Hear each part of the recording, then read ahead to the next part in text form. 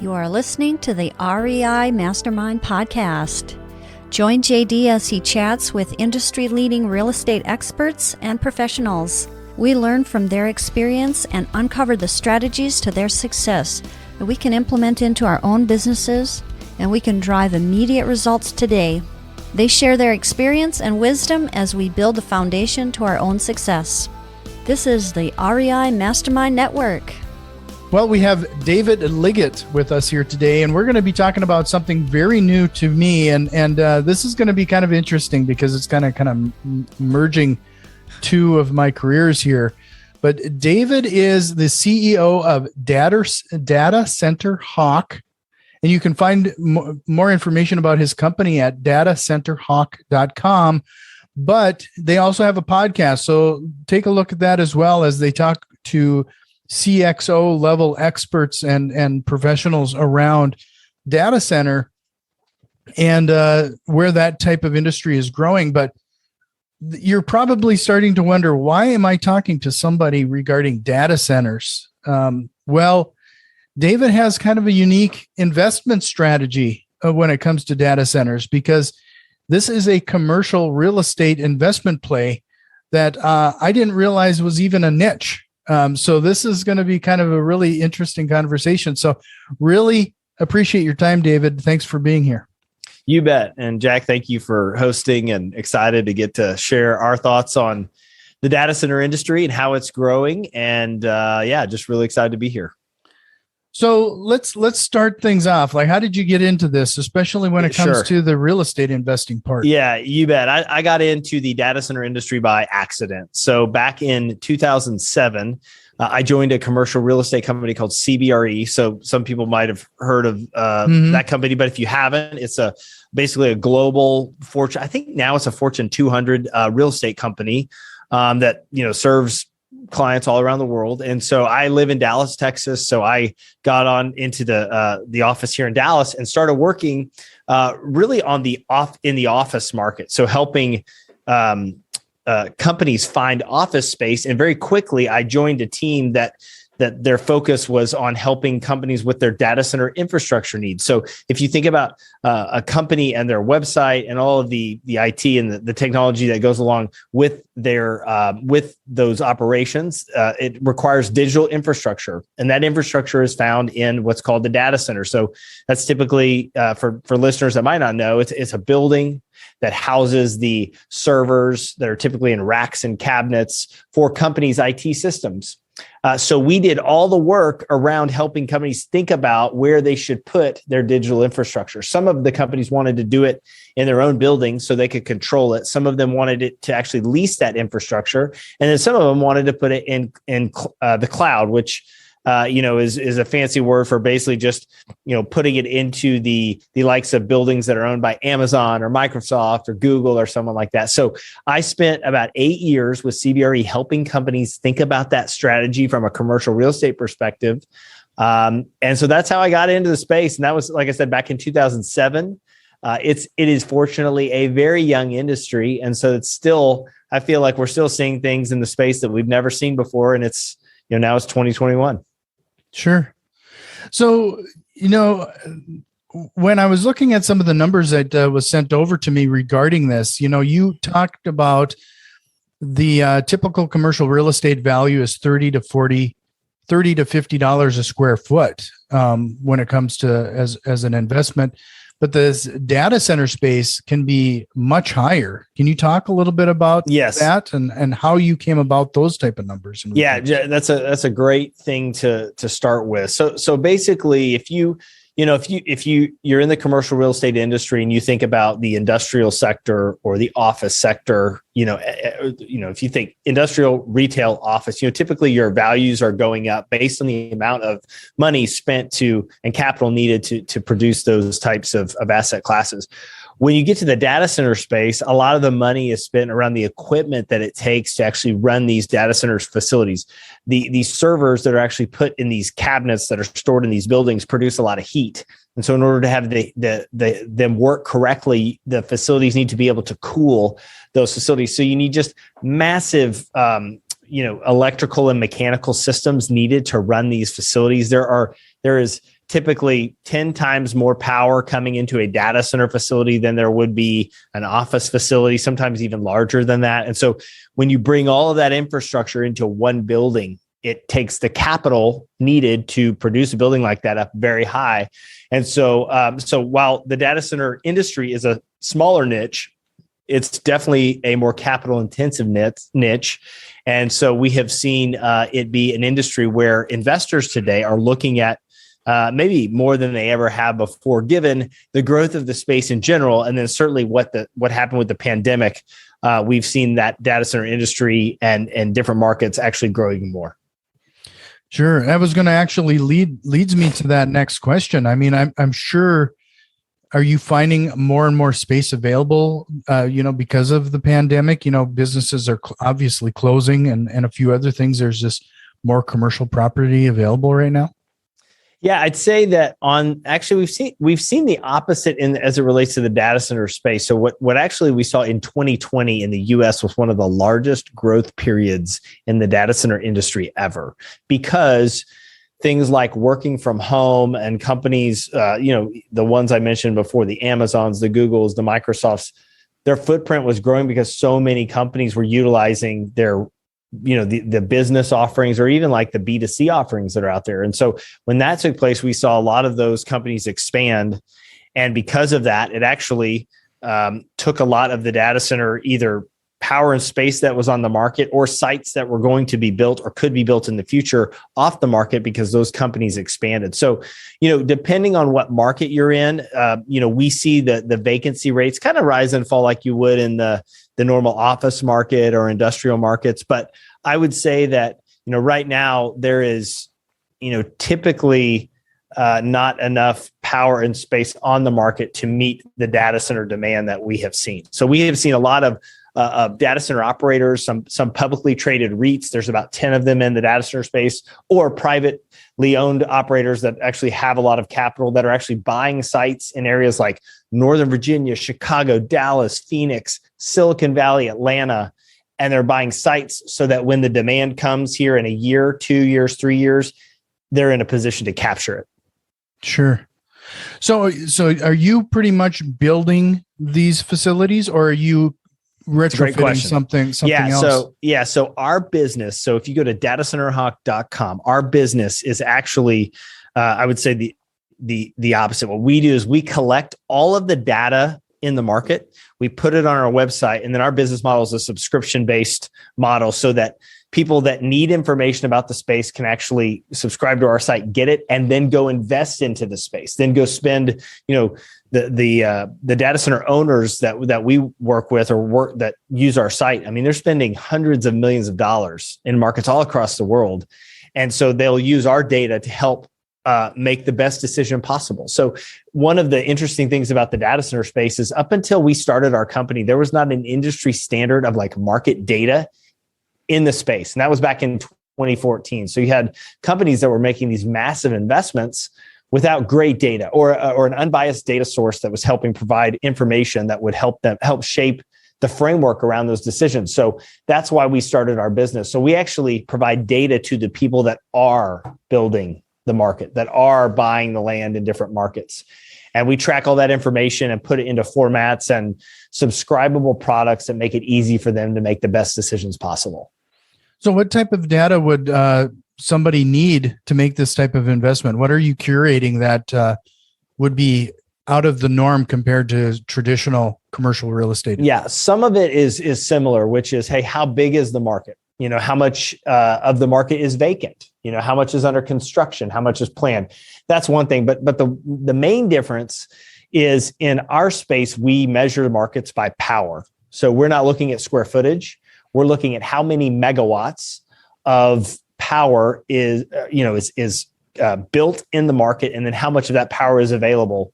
Because when a company goes to lease infrastructure from a data center owner, they're actually leasing the ability to utilize that power in the facility. And so that's what the leases are actually structured on, is that power amount and not how much square footage they take.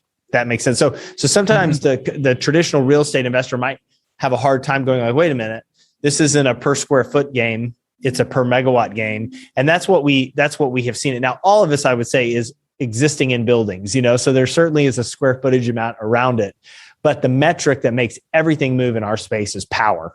How much power is there, how much power is available. And so the people that investors that utilize our data want to understand how big is the Dallas market versus the Chicago market or the Phoenix market. And so here's an interesting fact about the data center industry, but the biggest data center market in the world, and you probably know this because of your day job, but is in Northern Virginia. It's right outside of Washington, D.C. in a little area called Ashburn, Loudoun County. That is where the world's largest density of data centers are. The biggest buyers, the biggest developments, that's where they sit. And it really started 20 plus years ago and has been growing ever since. But we track the data that helps people understand, hey, should I be in this market or that market? Should I spend $200 million growing here or there? Or if I'm going to invest in a real estate asset in Chicago, how big is it compared to its competition? Those are the type of things that our data helps people solve. Outside of the megawatts, then what other factors would be a good decider to? Yeah, one of the things we look at as well is power costs. So it's very important that if you are a larger data center user or some of the companies that I mentioned before, because their size of requirement is so large, they will have a large power bill, as you can imagine. And typically they want to be in areas where power is as less expensive as possible. And so, they will work to be in those certain areas. Now I will say that sometimes the business requirement pushes them to be in markets where the power cost might be higher, but there is a strategic reason that they would want to do this. So just understanding, hey, what's the difference in power costs between some of those markets that we mentioned before? Silicon Valley, Chicago, Phoenix, Dallas, Atlanta. That's an important thing to figure out. Also, pricing. The pricing in the data center industry is a little different. As I mentioned, you don't pay your leases on a per square foot basis. You pay them on a per kW per month basis. So you're just basically renting the infrastructure. And so understanding how that pricing works is really important because that's what's going to drive the leasing and the development that takes place all across the U.S. and all across the world. So we can go into the weeds on this quite a bit. So I'm going to point everybody to your website again, datacenterHawk.com, for a lot of some of the finer details regarding this. But let's change the conversation just a little bit regarding like the average Joe, then somebody who's looking to get into real estate investing and commercial real estate investing. How does your products, or how can you help them get involved in this? Yeah, that's a great question. So first thing I would say is we actually put together an 8 course blog and video series called, I think it's called what? Data Center Fundamentals. That's what it's called. So if you go on YouTube and you type in Data Center Hawk, one word, you will come up to our basically YouTube page. And literally we answer questions like, what is a data center? What is connectivity? What is the cloud? What is, why is location important related to data centers? So you literally, the bad thing is you got to look at me for about 20 minutes each time. But the good thing is there's actually some really good information on these videos and blogs that we do. We also on our website, you can go to our blog and we're putting out consistent information on the market. So that's one way I would say is a really good way to, and that's free. Anyone can access it. Go get it. We have a product called Hawk Insight, which is every quarter we produce almost 40 market overviews in the US, Canada, Europe, and Asia. And the goal with those market overviews is to answer the questions that I just meant, or the things that we just talked about. How's the market growing? What are the trends? Who is doing what? What are the developments that are taking place? And our team is constantly in the market. We're constantly talking to data center owners, investors, consultants, users about how they're growing. And then we aggregate all that data and put it in one place. So that's probably the best place. If you're really wanting to go into the next level, that's the spot to go. But if at a high level, if you just want to understand the space and the opportunity, those blogs and those videos are great ways to do it. So you talked about the opportunity there, and we touched on it briefly, but when we were doing a comparison to the traditional commercial real estate investing, what would typically be the per square foot return on a data center real estate investment? Well, typically, like we've seen, just as called like rate of returns, when we've seen those percentages. It's funny, when I started in like 2007, as I mentioned, if the real estate investments were probably receiving like mid to high teen returns. So if you think about compared to your 6 to 8% returns on maybe more traditional real estate asset classes, that back then was amazing. We have seen those returns get compressed over the last 10 years for a number of reasons. One, right, it's a much more competitive space. Two, the building is more efficient today than it was, and some of that's been stripped out. So, we'll see returns anywhere from like the 8 to 12% range based on, depending on where the project is. And, that typically is like what we will see on investments that are being made in the space. And I would say, like, as the market changes, there'll probably be additional compression. But one thing about the data center space that's really interesting is literally since I got in it, since 2007, there's never really been a dip. Meaning we've never had, it's grown, and at times it's steadied off a little bit. But if you just think about it, since 2007, what company has depended less on technology, than before? Who as a consumer is doing less with technology today than they were doing, with 10 years ago? And the answer is not many people. It's hard to find, when I think about the way personally I use technology, the way our company depends on technology, the way my family, uses technology, it's just, that's growing. And so as that grows exponentially, it's really fueling this, not only the cloud growth that's out there today, and as those offerings make it easier for people to, get servers online faster and all that stuff, but also just the personal usage of devices. So when you put all that together, it's really what's driving the need for this space and the continual investment by people in the commercial real estate market that are really trying to understand, hey, how can we get into a different asset class that might not be as visible, but is certainly as profitable? And the data center industry is that, in my perspective. Well, with the pandemic, did you actually see an increase during this time, this past year and a half or 2 years?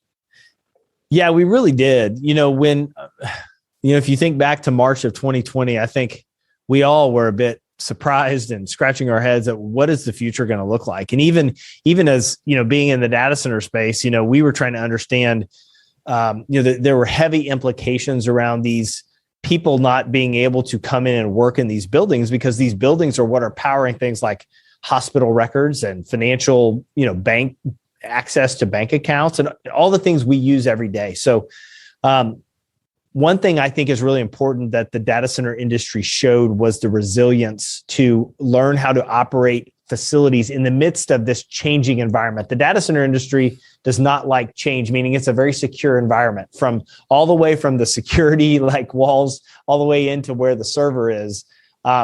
You want a known environment. You want to know what the temperature is. You want to know what's on the hardware. You want to know who's in there. And so the pandemic really challenged that. And so for the data center industry, not only to stay online the way it did, but also grow and position companies that found that their businesses were growing. Amazon is probably the best example of people went from utilizing Amazon in one way to utilizing it maybe in a different way, or increasing, the online purchasing and things like that. If you just think about how we now use people in grocery stores to bring our groceries to us, all of that is happening on servers and online. And that boosted the need for digital infrastructure, which is going into, a data center physical building, whether that's what we call co-location or cloud.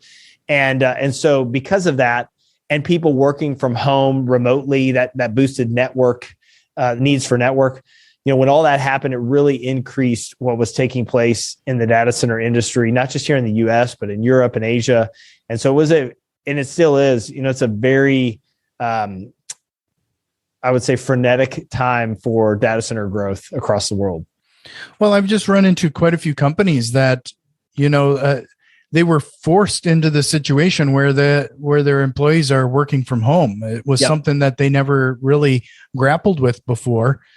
And then after they've made that transition, now they're questioning, why do we still even need an office space? So, so there's going to be quite a bit of commercial property that I would expect that would go vacant and could maybe be repurposed. I think there's a couple things in that. Number one, if you're investing in the office market, it's a different day today than it was certainly 2 years ago, maybe even a year ago. I think it's stronger today than it has been because some companies have come back to the office and believe that they will eventually. There certainly are some changes that will be made, but most organizations believe that face-to-face in some way is a good thing. So, but from a data center perspective, the one thing I'd say about that is, not every vacant building or vacant land site is a good data center site because data centers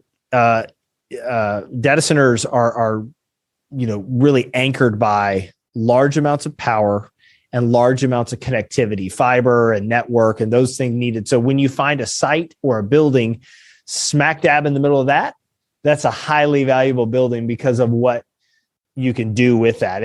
If you have to bring that to it, there's capital involved with that. So if you're out there looking at vacant office buildings that have come back because of the pandemic, the two most important things would be how much power is close by and how much connectivity is there. And if the answer is a lot in both, it's probably an interesting opportunity. If not, then, that's a different conversation. Yeah. This is just, like I said, we could just keep going down the rabbit hole on some of this stuff. The questions could be possibly endless. So just to clarify then, exactly what your company does is provides a subscription service for those individuals who are looking to invest in this type of niche and to provide them that information to make that informed decision. You bet. We found that this was an industry that would continue to grow, was highly capital intensive. And when those two things are put together, information to help people build a framework, whether that's around investing or owning or helping companies figure out what their decision needs to be. We found that information was really valuable, and we wanted to be the best and we wanted to try to be the best at getting that data and putting it into formats for our customers to use. So that's what we've done over the last 7 years. We have worked our tails off to provide a platform that allows people to do that. So as you mentioned, datacenterHawk.com, people can go. There's a trial available that you can get on there and take a look around. There's even a search tool that I would compare to like a Zillow for data centers, where you can actually see a map, search a physical market, see where the data centers are, pull up a profile. All of that information is on our website. And then the design is to help people make the best decision possible. So based on what you know then regarding, you're probably sourcing quite a few different REITs and a few other organizations that provide this type of investment. Do you typically find that they'd have to be sophisticated investors, or can anybody get involved? I would say that before I would get involved, I would educate yourself, and I think once you spend time learning about the space, you would figure out if it's something you want to be involved in. It's different than the office market, industrial market, retail market. I mean, there's different dynamics.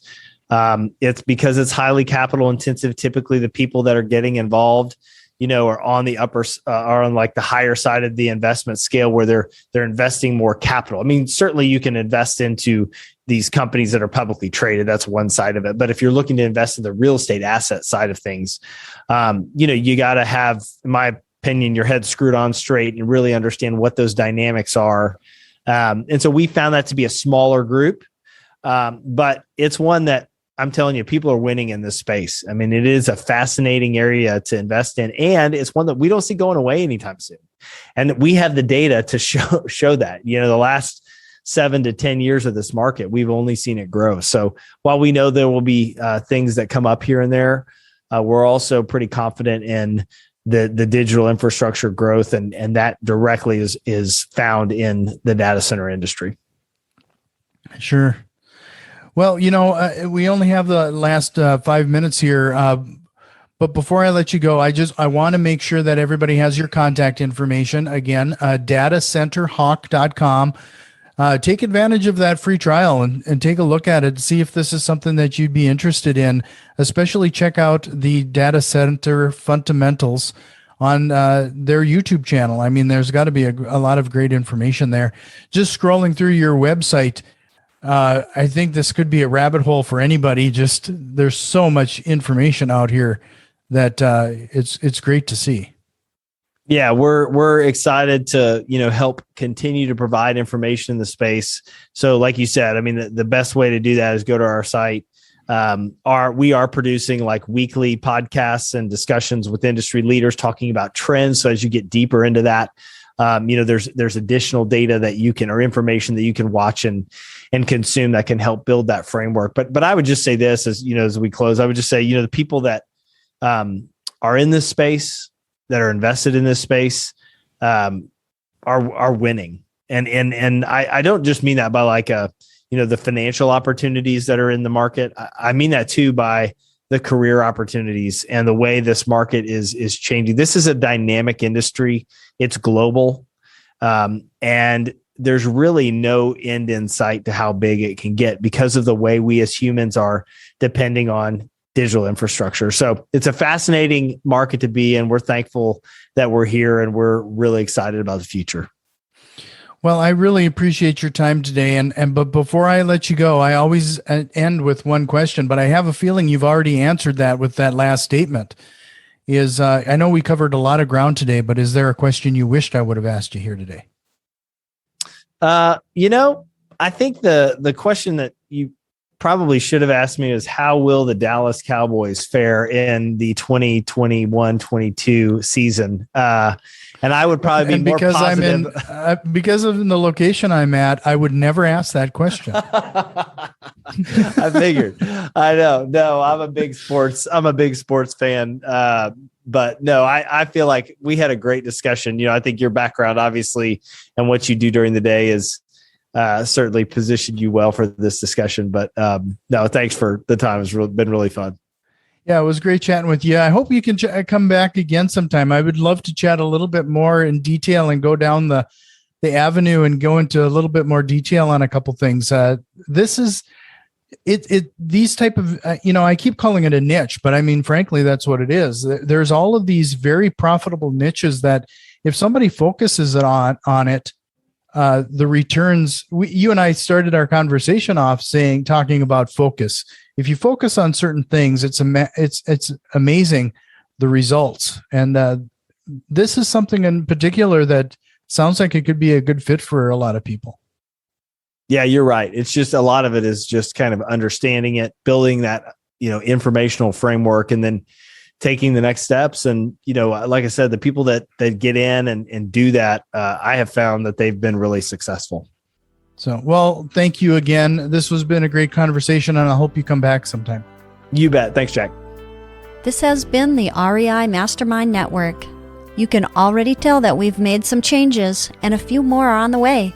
If you are interested in what we have planned, head over to patreon.com/REI Mastermind and support the show today. Financial contributions are always appreciated, along with a like, share, and review. It really helps us grow and reach more people with this valuable information. See you next time, and tell a friend.